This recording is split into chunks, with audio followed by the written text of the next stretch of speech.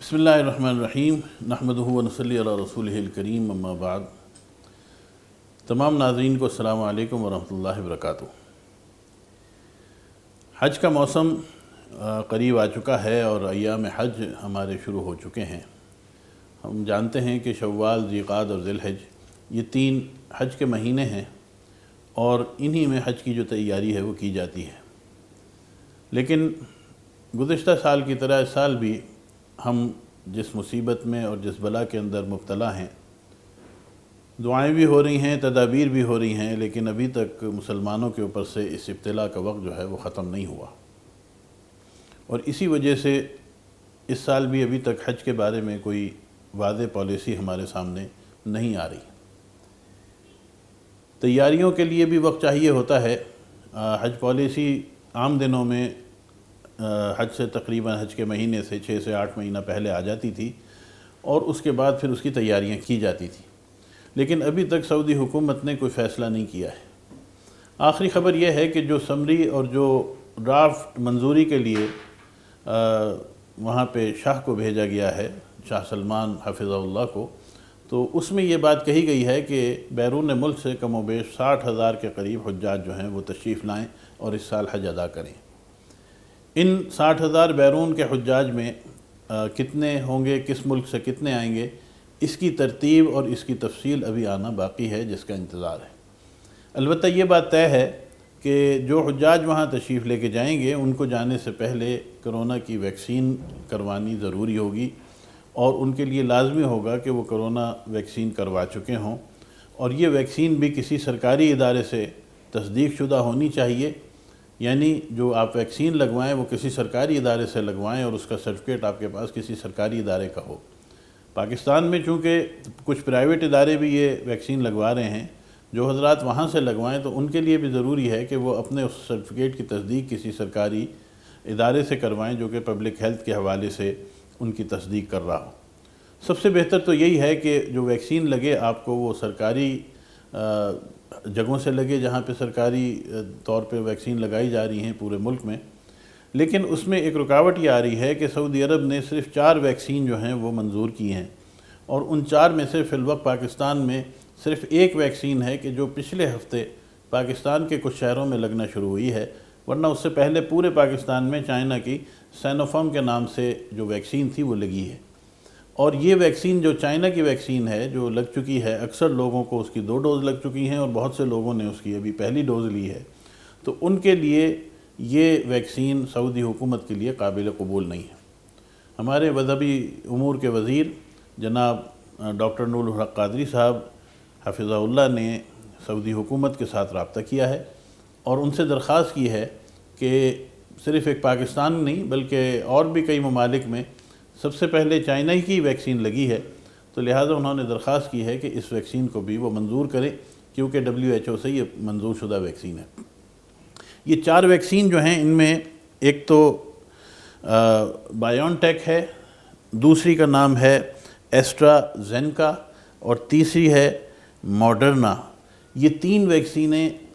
جو 3 ویکسین ہیں ان کی 2 ڈوز لگتی ہیں۔ 21 دن پہلی ڈوز ایک دفعہ لگے گی، اس کے بعد 21 دن کے بعد 2 ڈوز لگے گی۔ یہ 2 ڈوز والی ویکسین ہے، اور اس میں جو ایسٹرازینیکا ہے وہ ابھی پچھلے ہفتے پاکستان کے شہر لاہور میں تو لگنی شروع ہوئی ہے، اور باقی شہروں سے معلومات کی جا سکتی ہیں کہ وہاں پہ ابھی یہ ویکسین لگنی شروع نہیں ہوئی۔ تو جو حضرات ارادہ رکھتے ہیں حج کا، ان کو چاہیے کہ جہاں جہاں یہ ویکسین لگ رہی ہے فوری طور پہ اس ویکسین کو لگوا لیں، کیونکہ اس کی دوسری ڈوز لگنے میں 21 دن لگیں گے، اور دوسری ڈوز سے پہلے آپ کا سعودی عرب کا سفر ممکن نہیں ہو سکے گا۔ دوسری بات یہ ہے کہ وہاں پہ قیام کتنا ہوگا اور وہاں پہ حج کا طریقہ کیا ہوگا، تو اس کے بارے میں بھی جو ابھی غیر مصدقہ اور وہاں کی غیر منظور شدہ جو اطلاعات ہیں اس میں یہی ہے کہ جو شخص بھی یہاں سے جائے گا، باوجود اس کے کہ اس نے کرونا کی ویکسین لگائی ہوئی ہوگی، اس کے لیے ضروری ہوگا کہ وہ وہاں جا کے ایک تو 3 دن کا پہلے کوارنٹین کرے گا، یعنی 3 دن وہ قرنطینہ میں رہے گا، اور وہ 3 دن قرنطینہ اس کے ہوٹل کے کمرے میں ہوگا کہ اس کو ہوٹل کے کمرے سے نکلنے کی اجازت نہیں ہوگی۔ اسی طریقے پر جانے سے پہلے اس کو اپنا کرونا کا ٹیسٹ وہ اس کی سرٹیفکیٹ دینا ہوگا، اس کی رپورٹ دینی ہوگی کہ اس کا کرونا کا ٹیسٹ جو ہے وہ نیگیٹو ہے۔ کوئی شخص بھی بغیر کرونا کے ٹیسٹ کے وہ وہاں سفر نہیں کر سکے گا، یعنی ویکسین بھی لگے گی، کرونا کا ٹیسٹ بھی ہوگا، پھر آپ سعودی عرب کا سفر کر سکیں گے۔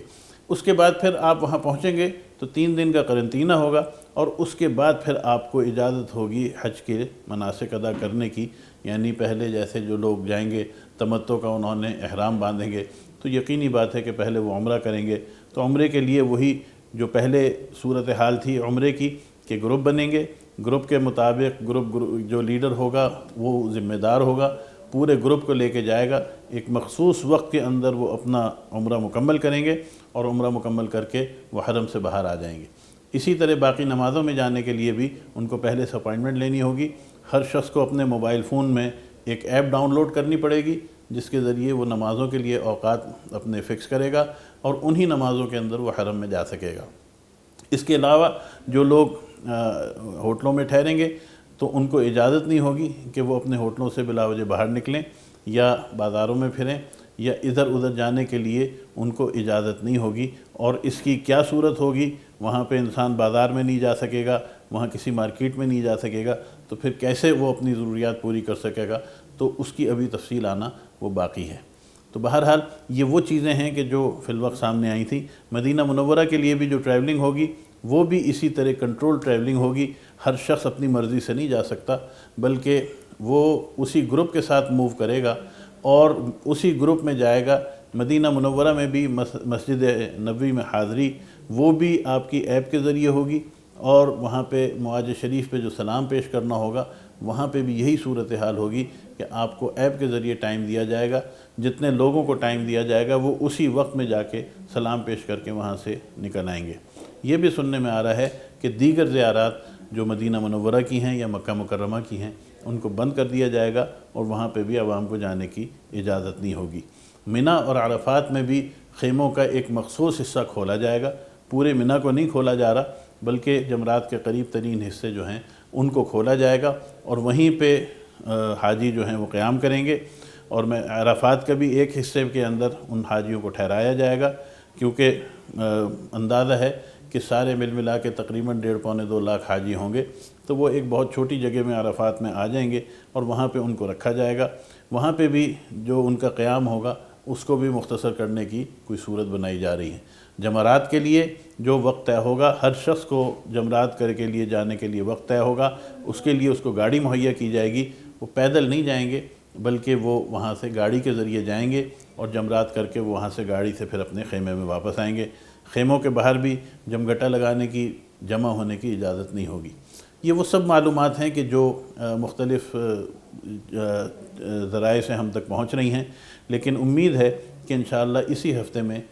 کوئی نہ کوئی حتمی فیصلہ ہو جائے گا۔ انشاءاللہ ہم اس سے بھی آپ کو آگاہ کریں گے۔ یہ بات ذہن میں رہے کہ یہ بھی ایک بات سامنے آئی تھی کہ شاید پاکستان سے 60,000 کے قریب حاجی جائیں گے، لیکن یہ بات اس بات کی تصدیق ہو چکی ہے کہ جو خارجی حاجی ہوں گے، یعنی بیرون ملک سے جو حاجی آئیں گے، ان کی تعداد 60,000 ہوگی۔ اب یقینی بات ہے کہ پوری دنیا سے 60,000 حاجیوں کا انتخاب وہ کس تناسب سے کیا جائے گا، اس کا فیصلہ ہونا بھی باقی ہے۔ اللہ تعالی ہم سب کے لیے آسان فرمائے، حرمین شریفین کی اللہ تعالی رونقوں کو بحال فرمائے، اور اللہ تعالی ہم سب کو بار بار حرمین شریفین کی زیارت اور مقبول زیارت ہم سب کو نصیب فرمائے۔ وآخر دعوانا ان الحمدللہ رب العالمین۔